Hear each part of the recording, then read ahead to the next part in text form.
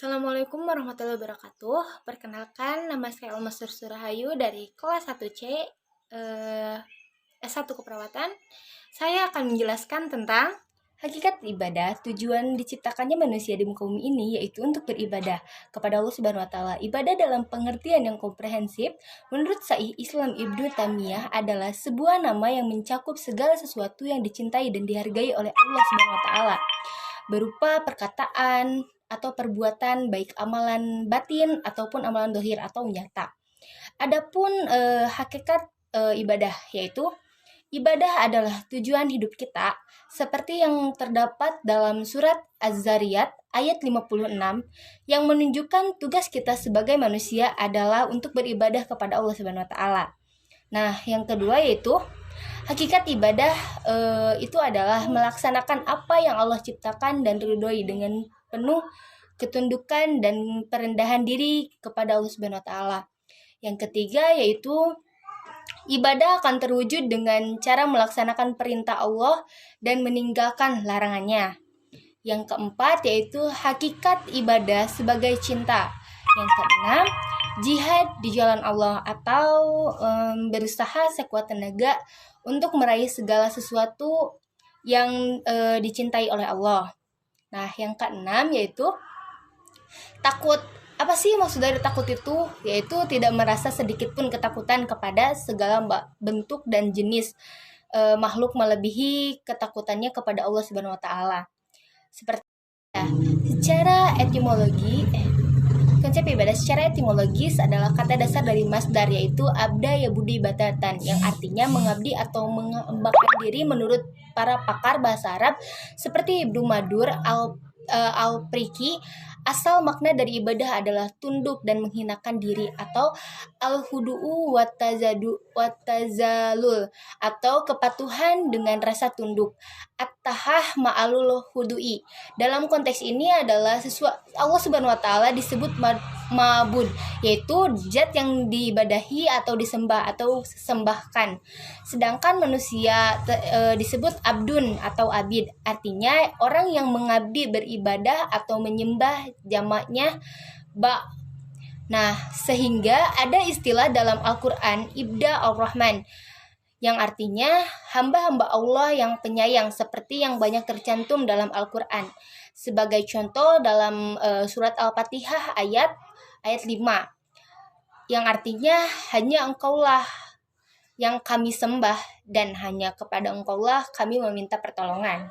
Nah, ayat tersebut memiliki makna apa? Makna tauhid, yaitu al-ibadah, yaitu mengabdi kepada Allah Subhanahu wa taala sebagai satu-satunya zat yang berhak dan wajib diibadahi dan ditaati, seperti dalam surat Al-Zariyat ayat 56.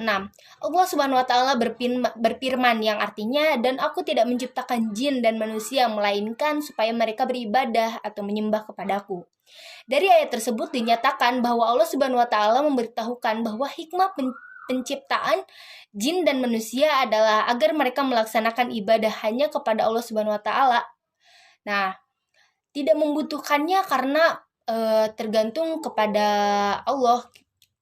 Barang siapa yang menolak beribadah kepada Allah Subhanahu wa taala, maka ia adalah sombong. Siapa yang beribadah kepadanya tetapi dengan selain apa yang disyaratkannya, maka ia adalah mubtadi. Apa itu mubtadi? Pelaku bid'ah. Nah, dan barang siapa yang beribadah kepadanya hanya dengan apa yang disyaratkannya, maka ia adalah mukmin muwahhid atau yang mengesahkan Allah. Nah, ibadah mahdah dan gairu mahdah. Nah, ada dua. Ada penjelasannya. Yang pertama yaitu mahdah. Apa sih itu mahdah? Ibadah mahdah atau ibadah khusus ialah ibadah yang apa saja yang telah ditetapkan Allah, baik tata cara dan perincian-perinciannya, atau sifat, waktu, tempat, dan lain-lain, dengan prinsip harus berdasarkan ada dalil perintah baik dari Al-Quran maupun hadis. Tata cara harus berpola pada apa yang dicontohkan oleh Rasulullah SAW, bersifat supranasional atau di atas jangkauan akal. Nah, artinya ibadah bentuk ini ukurannya bukan logika, asas kepatuhan dan ketaatan atau ta'abudi. Dalam ibadah mahdah ini berlaku kaidah usul fikih. Nah, hukum asal dalam beribadah adalah haram dan batal, kecuali yang ada dalil yang memerintahkan. Contoh-contoh ibadah mahdah antara lain masalah-masalah usul seperti syahadat, sholat 5 waktu, zakat, puasa, haji, dan lain-lain. Nah, menambah atau mengurangi termasuk berimprovisasi dalam perkara pokok ini. Berarti bid'ah mengimani, mematuhi, dan melaksanakan perkara. Perkara apa? Perkara pokok agama pada prinsip bersifat ta'abudi. Tidak perlu bertanya kenapa sholat zuhur 4 rakaat sedangkan sholat subuh hanya 2 rakaat. Kenapa sih haji harus di kota Mekah gitu? Tidak perlu kritis kenapa puasa mulai fajar sampai maghrib. Improvisasi dalam berkata usul terlarang karena sifatnya ibadah mahdah. Karena sifatnya itu ya seperti tadi ibadah mahdah. Nah, yang kedua yaitu ghairu mahdah. Apa sih itu ghairu mahdah? Ibadah ghairu mahdah itu adalah segala amalan yang diizinkan oleh Allah Subhanahu wa taala yang tata cara dan perinciannya tidak ditetapkan dengan jelas, dengan prinsip keberadaannya didasarkan atas tidak ada dalil yang melarang selama Allah dan Rasul-Nya tidak melarang, maka ibadah bentuk ini boleh dilakukan. Nah, tata cara laksananya tidak perlu berpola kepada contoh Rasulullah SAW sehingga perkara baru atau bid'ah dalam ibadah ghairu mahdah diperbolehkan. Bersifat rasional, ibadah bentuk ini baik buruknya atau untung ruginya, manfaat atau madaratnya dapat ditentukan oleh akal atau logika. Sehingga jika menurut logika sehat itu buruk, merugikan dan madarat, maka tidak boleh dilaksanakan. Asas manfaat selama itu bermanfaat, maka boleh dilakukan dalam ibadah ghairu mahdah. Jangan bertanya mana dalil yang memerintahkannya gitu, tapi tanyakanlah dalil mana yang melarangnya. Dalam ibadah ini berlaku kaidah usul fikih juga. Pada dasarnya segala sesuatu itu hukumnya diperbolehkan sepanjang tidak ada dalil yang menunjukkan bahwa keharamannya. Segala sesuatu itu hukumnya diperbolehkan sepanjang tidak ada dalil yang menunjukkan keharamannya itu. Nah, contoh-contohnya itu adalah mahdah antara lain masalah-masalah furu seperti sholat subuh dengan kunut atau tidak, zikir, dakwah, tolong menolong dan lain-lain. Jika dalam ibadah mahdah yang bersifat ta'abudi tidak boleh ada improvisasi, maka dalam ibadah ghairu mahdah ini justru buka lebar terhadap inovasi. Tidak ada bid'ah atau kullu bi'atin zalalah. Dalam ibadah ghairu mahdah adalah seluruh amal manusia yang dinilai ibadah karena niat dan sebab atau ilatnya. Apa sih itu ilat? Nah, untuk ilat ini tersendiri adalah faktor yang menentukan hukum dalam kaidah usul fikih. Nah, ada dan tidaknya hukum itu tergantung pada sebab ilatnya. Nah, ukuran ilat adalah maslahat mudarat. Karena ini berlaku kaidah niat dan ilat. Jika niatnya jelek dan menimbulkan madarat, nilai ibadahnya bisa kurang atau hilang sama sekali. Tetapi jika niatnya bagus dan menimbulkan maslahat baik secara personal maupun sosial, hukumnya sunnah bernilai ibadah tinggi. Sebagai contoh memakai jubah dan bersorban, niatnya mengikuti Rasulullah SAW bisa bernilai ibadah. Jika murni karena budaya, hukumnya mubah. Tetapi niatnya pamer kesalihan dan dampaknya uzub personal, hukumnya haram dan nilai ibadahnya hilang sama sekali. Nah, sekarang ada fungsi ibadah. apa sih itu fungsi ibadah? Nah, untuk fungsi ibadah itu sendiri adalah fungsi ibadah dalam Islam tidak hanya bertujuan untuk mewujudkan hubungan antara manusia dengan Tuhannya, tetapi juga untuk mewujudkan hubungan antar sesama manusia. Nah, Islam mendorong manusia untuk beribadah kepada Allah Subhanahu wa taala dalam semua aspek kehidupan dan aktivitasnya, baik sebagai pribadi maupun sebagai bagian dari masyarakat. Ada 3 aspek fungsi ibadah dalam Islam. Yang pertama yaitu mewujudkan hubungan antara hamba dengan Tuhannya. Apa itu? Nah, itu adalah dapat dilakukan melalui mukorobah atau sikap merasa selalu dalam pengawasan Allah Subhanahu wa taala, dan kudu atau sikap tunduk kepada Allah Subhanahu wa taala. Orang yang beriman dirinya akan selalu merasa diawasi oleh Allah. Ia akan selalu berupaya menyesuaikan segala perilakunya dengan ketentuan Allah Subhanahu wa taala. Dengan sikap itu, seseorang muslim tidak akan melupakan kewajibannya untuk beribadah, bertaubat, serta menyandarkan segala kebutuhannya pada pertolongan Allah Subhanahu wa taala. Demikianlah ikrar seorang muslim seperti tertera dalam Al-Qur'an surat Al-Fatihah ayat 5 yang artinya, hanya Engkaulah yang kami sembah dan hanya kepada Engkaulah kami meminta pertolongan. Atas landasan itu manusia akan terbebas dari penghambaan terhadap manusia.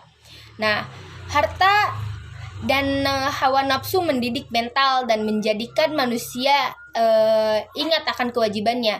Dengan mendidik mental dan menjadikan kita ingat akan kewajiban, maka kita sebagai manusia tidak akan lupa bahwa kita adalah anggota masyarakat yang mempunyai hak dan kewajiban untuk menerima dan memberi nasihat. Oleh karena itu, banyak Al-Quran ketika berbicara tentang fungsi ibadah menyebutkan juga dampak terhadap kehidupan pribadi dan masyarakat. Ketika Al-Quran berbicara tentang sholat, ia menjelaskan fungsinya seperti dalam surat Al-Ankabut ayat 45 yang artinya, bacalah apa yang telah diwahyukan kepadamu, yaitu Alkitab atau Al-Quran, yang didirikan sholat. Sungguhnya sholat itu mencegah dari perbuatan-perbuatan keji dan mungkar. Dan sesungguhnya mengingat Allah atau sholat adalah lebih besar keutamaannya dari ibadat-ibadat lain. Dan Allah mengetahui apa yang kamu kerjakan. Nah, dalam surat ini Al-Quran menjelaskan bahwa fungsi sholat adalah mencegah dari perbuatan keji dan mungkar. Perbuatan keji dan mungkar adalah suatu perbuatan merugikan diri sendiri dan orang lain.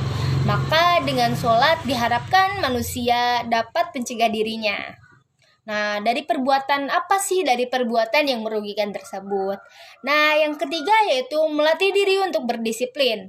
Nah, melatih diri untuk berdisiplin, apa sih itu maksudnya? Nah, untuk melatih diri untuk berdisiplin yaitu suatu kenyataan bahwa segala bentuk ibadah menuntut kita untuk berdisiplin, seperti sholat 5 waktu. Kita harus berdisiplin waktu, kita harus tahu waktu. Nah, kenyataan itu dapat dilihat dengan jelas dalam pelaksanaan sholat, mulai dari wudhu, ketentuan waktunya, berdiri, ruku, sujud, dan aturan-aturan lainnya. Mengajarkan kita untuk berdisiplin apabila kita menganiaya sesama muslim, menyakiti manusia dengan perkataan maupun perbuatan, yaitu tidak mau membantu kesulitan sesama manusia, menumpuk harta dan tidak menyalurkannya kepada yang berhak atau bisa disebut sedekah, itu namanya amar ma'ruf nahi munkar. Maka ibadahnya tidak bermanfaat dan tidak bisa menyelamatkan dirinya dari siksa Allah. Hikmah ibadah. Yang ada beberapa macam hikmah ibadah. Yang pertama, ibadah dalam Islam adalah merupakan makanan atau ridhoha ruhi, sebagai jasad memerlukan makan dan minum. Yang kedua yaitu untuk memerdekakan diri manusia dari menghambakan diri kepada suatu makhluk selain daripada Allah. 3, untuk memberikan sesuatu keinginan dan tempat bergantungan yang sebenarnya telah menjadi fitrah atau tabiat semula menjadi manusia. Yang keempat, untuk mengembalikan dan meletakkan manusia itu di tempat fitrahnya yang betul sebagai hamba yang Allah Ta'ala. Yang kelima, yaitu ibadah juga merupakan ujian Allah kepada hambanya dalam seluruh hidupnya. Yang keenam, yaitu ibadah juga suatu garis pemisah yang membedakan antara Islam dengan kafir dan antara manusia dengan makhluk-makhluk lain. Makna spiritual ibadah bagi kehidupan sosial. Ibadah memiliki dimensi keakhiratan sekaligus duniawian.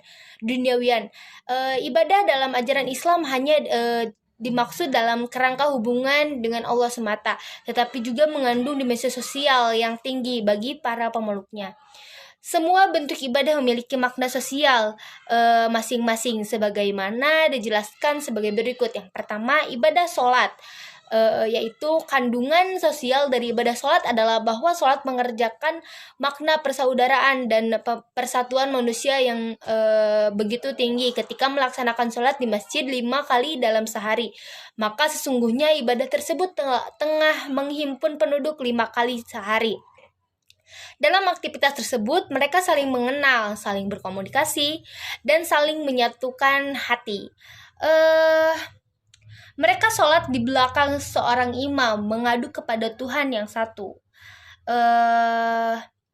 membaca kitab yang sama, serta menghadap kiblat yang sama. Mereka juga melakukan amalan yang sama, yakni sujud, ruku, dan sebagainya. Allah berfirman dalam surat Al-Hujurat ayat 10 yang artinya, sesungguhnya orang-orang mukmin adalah bersaudara, karena itu damaikanlah antara kedua saudaramu atau yang berselisih, dan bertakwalah kepada Allah agar kamu mendapatkan rahmat. Surat Al-Hujurat ayat 10. Yang kedua, yaitu ibadah puasa. Puasa mampu menumbuhkan kepekaan sosial bagi pelakunya. Dengan berpuasa, si kaya merasakan betapa tidak enaknya merasakan kelaparan. Puasa mengajarkan kepada kita untuk bisa mengenali serta merasakan penderitaan orang yang sehari-harinya senantiasa berada dalam kekurangan dan berbarut kemiskinan. Kemudian puasa diakhiri dengan membayar zakat fitrah yang memaksa seseorang untuk berderma atau bersedekah. Sekalipun mungkin hatinya belum sadar, ini akan menjadi latihan dan pembinaan tersendiri bagi orang yang bersangkutan untuk menjadi orang yang dermawan dan peduli terhadap orang-orang yang lemah. Yang ketiga, yaitu ibadah zakat. Ibadah zakat memiliki fungsi dan hikmah ganda secara individu. Zakat mengandung hikmah untuk membersihkan dan menyucikan diri serta harta dan bendanya. Dengan begitu, zakat melatih manusia menghilangkan sifat kikir, rakus, tamak yang melekat pada diri seorang tersebut. Zakat menjadi tanda kedermawanan, solidaritas, dan kasih sayang seorang muslim terhadap saudara-saudaranya agar bisa ikut merasakan rezeki sebagai karunia Allah Subhanahu wa taala. Dalam ibadah haji tergantung pengalaman nilai-nilai kemanusiaan yang universal. Ibadah haji dimulai dengan niat sambil menanggalkan pakaian biasa dan kemudian mengenakan pakaian haram. Dengan mengenakan pakaian ihram, manusia diajarkan untuk menanggap perbedaan status sosial yang mereka sandang atau bersatu dalam persamaan dan persaudaraan.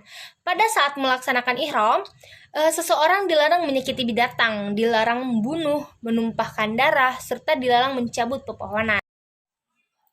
Terima kasih atas perhatiannya. Wassalamualaikum warahmatullahi wabarakatuh.